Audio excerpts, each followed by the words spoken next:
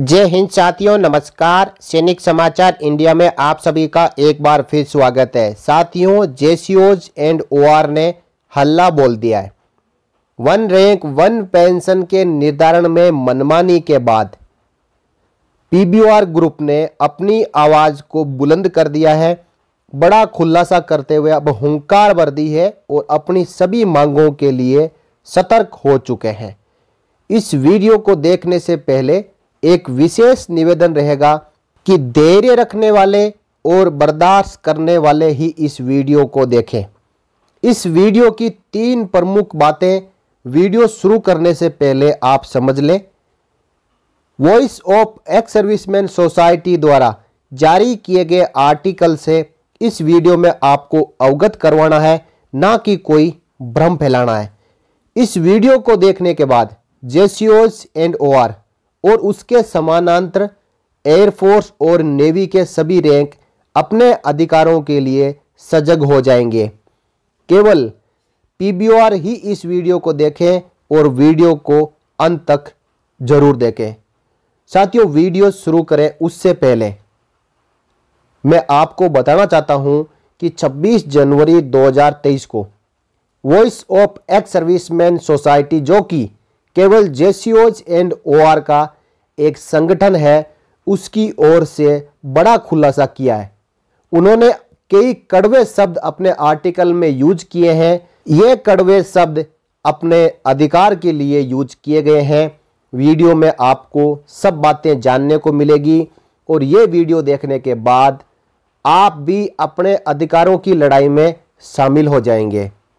तो साथियों, आइए सीधा चलते हैं voice of ex serviceman society की वेबसाइट पे। देखिए, यही वो आर्टिकल है जिसका सब्जेक्ट है arbitrariness of ministry of defence official in fixation of one rank one pension. 26 जनवरी 2023 को यह आर्टिकल जारी किया गया है। इसमें सभी कंटेंट को हम एक एक करके समझेंगे। ओआरओपी आंदोलन का नेतृत्व कर रहे अधिकारियों और सर्विस मुख्यालय में बैठे इनके भाई बंधुओं ने सांठ गांठ कर अपने कुटिल चालों से ओआरओपी 1 और ओआरओपी 2 का सारा पैसा हड़प लिया और जेसीओज, एनसीओज और ओआर अब ठगा सा महसूस कर रहे हैं। इस गठबंधन की कुटिलता का कुछ विवरण इस प्रकार है। अधिकारियों ने वन रैंक वन पेंशन आंदोलन में घुसपैठ किया और जेसीओज, एनसीओज और ओआर को गुलाबी सपने दिखाए कि इनकी पेंशन में बेतहाशा बढ़ोतरी होगी। जेसीओज, एनसीओज और ओआर का संख्या बल और पैसों का इस्तेमाल कर ये अधिकारी सरकार को झुकने के लिए मजबूर कर दिए। पूरी मीडिया को रणनीति के तहत मैनेज किया और कहीं भी लीक नहीं किया कि लड़ाई तो ये अधिकारी अपने लिए लड़ रहे हैं। जेसीओज, एनसीओज एंड ओआर को ओआरओपी में वाजिब हिस्सा देने के लिए जंतर मंतर पर voice of ex serviceman society के बैनर तले हम लोग बैठे थे। उस समय IBN 7 के डिबेट में मैंने स्पष्ट बोला था कि ये ओआरओपी ऑफिसर केंद्रित है और इसमें जेसीओज, एनसीओज, ओआर को कोई लाभ नहीं होगा। जब तक जेसीओ, एनसीओ और ओआर की कुछ मांगों को नहीं माना जाता, लेकिन लोकतंत्र में उनकी सुनी जाती है जिनके साथ भीड़ है। और जेसीओ, एनसीओ, ओआर की भीड़ अधिकारी वर्ग के साथ थी। सरकार ने ओआरओपी का बजट दिया और ये सब अधिकारियों ने अपने लिए रख लिया। कैसे जेसीओ, एनसीओ, ओआर पेंशन ना बढ़े और अधिकारी वर्ग की मांग पूरी हो, इसके लिए अधिकारियों ने निम्नलिखित कार्य किया। सबसे बड़ा धोखा, लेटरल इंडक्शन के नाम पर हमारी रैंक, वेटेज और पे स्केल का मैक्सिमम पर फिक्सेशन के प्रावधान को खत्म किया गया और बाद में लेटरल इंडक्शन की पॉलिसी नहीं लाई गई। दूसरा धोखा, सैन्य जीवन की कठिनाई को देखते हुए मिलिट्री सर्विस पे लागू की गई, लेकिन फील्ड में भी सुविधापूर्ण जीवन जीने वाले अधिकारी वर्ग और नर्सेज का वेतनमान 15,500 और 10,000 800 रखा गया, लेकिन कठिन जीवन जीने वाले पीबीओआर का मात्र 5200 रखा गया और इस कम दर की वजह से भी पेंशन नहीं बढ़ी। तीसरा बड़ा धोखा, लेफ्टिनेंट कर्नल को पे बैंड 3 से उठाकर पे बैंड 4 में ले गए और 21 साल के मेजर को लेफ्टिनेंट कर्नल के बराबर पेंशन कर दिया, जबकि जेसीओ-ओआर का पे बैंड कम रखा गया। सिपाही का पे बैंड 2400 से शुरू होना चाहिए था और इस रैंक से ऊपर जो भी जेसीओ, एनसीओ और ओआर वर्ग के सभी रैंकों को एक पे बैंड ऊपर देना था। पहले ऑनररी का पे और पेंशन मेजर रैंक के करीब होता था, लेकिन इस रैंक को नीचे लाया गया। चौथा बड़ा धोखा, गुड सर्विस पे को शामिल नहीं किया गया, क्लासिफिकेशन में भी गड़बड़ किया गया। पांचवा बड़ा धोखा, 7वें वेतन आयोग में अधिकारियों के पे को जिसके लिए इन लोगों ने दबाव डाला था 2.67 से 2.81 के गुणक से बढ़ाया गया, जबकि पीबीओआर का 2.57 से। हमारी पे मैट्रिक्स एक कम रखी गई। शुरुआत पे मैट्रिक्स 3 के बजाय 4 से होना चाहिए और उसी तरह एक पे मैट्रिक्स सभी रैंक का बढ़ाया जाना चाहिए था। छठा बड़ा धोखा, 1 जनवरी 2006 को ऑफिसर की डिसेबिलिटी पेंशन 5880 अधिकारी की थी और जवान की 3510, जो अब अधिकारी की 57,000 से शुरुआत होकर 75,000 तक है, जबकि जवान वही 11,000 के आसपास अटका रहा। उसी तरह साधारण फैमिली पेंशन 1 जनवरी 2006 को ऑफिसर की 5880 और जवान की 3510 थी, जो अब ऑफिसर की फैमिली पेंशन करीब 57,000 से शुरू होकर 75,000 तक है, जबकि हमारी वीर नारियां वही 11,000 रुपए के आसपास रुकी है।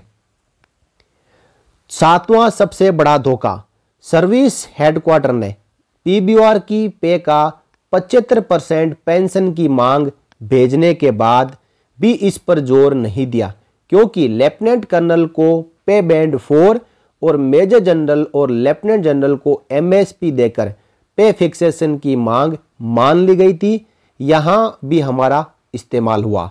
धोखा नंबर 8, संविधान के खिलाफ पूर्व सैनिक के नाम पर सुरक्षा एजेंसी का व्यापार डीजीआर ने ऑफिसर को देकर हजारों करोड़ के व्यापार पर कब्जा कर रखा है और इसके लिए इनको सैनिक गार्ड की जरूरत है और सैनिक की पेंशन कम होगी। वो सर्वाइवल के लिए इनकी एजेंसी में गार्ड का काम करेगा। षड्यंत्रकारियों ने ऑफिसर के फायदे के लिए जवानों की पेंशन नहीं बढ़ने दी। इसी नीति के तहत कोको पेट्रोल पंप और कोयल लोडिंग और ट्रांसपोर्ट कंपनी का व्यापार पर इनका कब्जा है। सरकार की कैंटीन सब्सिडी भी अपने लिए इस्तेमाल कर हर 8 साल बाद में गाड़ी बदलते हैं। धोखा नंबर 9, हवलदार, पेटी अफसर और सार्जेंट जैसे फोर्सेज के बैकबोन को 5वें पे कमीशन से ही लगातार पे और पेंशन के मामले में काफ़ी डिग्रेड किया गया है, ताकि बजट बचे और इसका लाभ अधिकारी वर्ग ले जाए। 10वां धोखा, जेड ग्रुप को वाई ग्रुप में मिला दिया गया और इनका मिनिमम कम होने के कारण एवरेज कम आया। यह सब साजिशन किया गया है। चाहते तो वाई ग्रुप का किसी और तरीके से फायदा कर सकते थे, लेकिन वाई ग्रुप का पेंशन कम करने के लिए जेड ग्रुप को इस ग्रुप में लेकर आ गए। और बहुत सारे धोखे हैं। अब इनके निदान क्या है? सबसे पहला, ये अधिकारी आपका ध्यान बटाने के लिए कई संगठन बना रखे हैं और इनके प्रमुख बने बैठे हैं, जहां आपको गुमराह करते रहते हैं और गुलाबी सपने दिखाते हैं और अपना गुनाह छिपाने के लिए दोष आईएएस पर मढ़ देते हैं। पीबीओआर इनके संगठन से बाहर आए और अपने संगठन से इनको निकालें। आपके ऊपर जब तक ये बैठे हुए हैं, ये पीबीओआर का भला नहीं होने देंगे। Voice of ex serviceman society के साथ जुड़े, जिसमें ऑफिसर प्रतिबंधित है। आप अब अगला निदान फरवरी के अंत में voice of ex serviceman society राष्ट्रीय स्तर पर दिल्ली में प्रदर्शन की रणनीति बना रही है, अगर अखिल भारतीय स्तर पर समर्थन मिलता है तो। तीसरा निदान, 10 फरवरी के एमएसपी का केस की फाइनल हियरिंग में मजबूती से लड़ा जाएगा ताकि जेसीओ, एनसीओ और ओआर का कुछ भला हो सके। चौथा निदान, रैंक वेटेज का मामला लेकर कोर्ट जाएंगे। मिनिमम गारंटेड पेंशन के तहत नोशनल फिक्सेशन की मांग पर जोर दिया जाएगा ताकि बाद में आने वाले जेसीओज का पे पिछले वाले से पेंशन कम ना हो। ओआरओपी के कैलकुलेटिंग सीट के लिए आरटीआई लगा दी गई है, कमी मिली तो कोर्ट केस किया जाएगा। अब साथियों, जो कुछ एक साक्ष्य इन्होंने यहाँ पे पेश किए हैं, ओआरओपी 1 एंड ओआरओपी 2 का जो ग्राफिक्स है वो अटैच किया गया है। इन्होंने इन ग्राफिक्स को लेके रक्षा मंत्री राजनाथ सिंह जी को भी एक लेटर लिखा है जिसमें पूरे साक्ष्यों के साथ इन्होंने अपनी मांग को बुलंद किया है। साथियों, इस आर्टिकल में पीबीओआर से जुड़ी हुई हर एक मांग को उठाया गया है और आप ये article voice of ex serviceman society की वेबसाइट पे जाके पढ़ सकते हो, रेफर कर सकते हो। साथियों, इस प्रकार जब तक आप अपनी मांग को बुलंद नहीं करेंगे, उचित जगह पे नहीं पहुंचाएंगे, तब तक पीबीओआर का ऐसे ही डाउनग्रेडेशन चलता रहेगा। और इस वीडियो के माध्यम से इस आर्टिकल में लिखी गई बातों से आपको अवगत करवाना था। जानकारी आपको अच्छी लगी और आप सोचते हो कि ये जानकारी सभी पीबीओआर तक पहुंचे तो आप इस वीडियो को लाइक और शेयर कर सकते हो। और आगे भी आपके वेलफेयर और आपके मुद्दों से जुड़ी हुई जानकारियां प्राप्त करने के लिए आप इस चैनल को भी सब्सक्राइब कर सकते हो। इस वीडियो में इतना ही, फिर मिलेंगे अगले वीडियो में एक और जानकारी के साथ। तब तक के लिए जय हिंद, जय भारत, वंदे मातरम।